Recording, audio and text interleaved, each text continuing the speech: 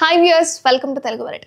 Power star Pawan Kalyan నటిస్తున్న OG cinema కోసం fans మొత్తం కూడా ఈగర్గా ఎప్పుడెప్పుడు వస్తుందా అని ఎదురు చూస్తున్నారు. ఇక హరిహర వీరమల్లు సినిమా తర్వాత పవన్ కళ్యాణ్ నటిస్తున్న సినిమా కావడంతో ఈ సినిమాపై భారీ అంచనాలే ఉన్నాయి.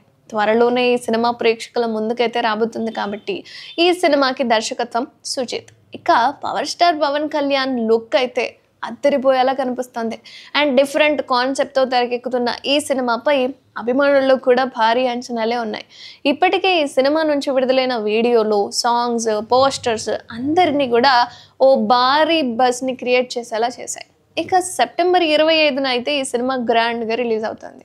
ఇదిలా ఉంటే చిత్తూరులోని ఓ యువకుడు పవన్పై ఉన్న అభిమానాన్ని చాటుకున్నాడు.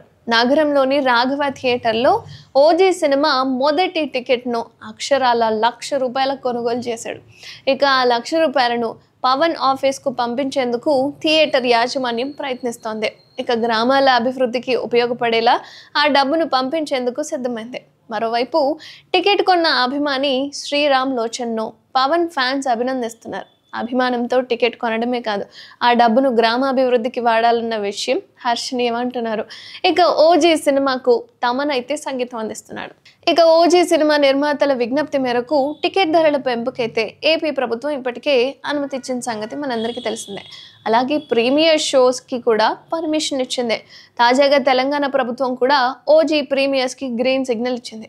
ఇక సింగిల్ స్క్రీన్కి అయితే ₹100, మల్టీప్లెక్స్లో అయితే ₹150 పెంచేందుకైతే అనుమతి ఇచ్చింది సర్కార్.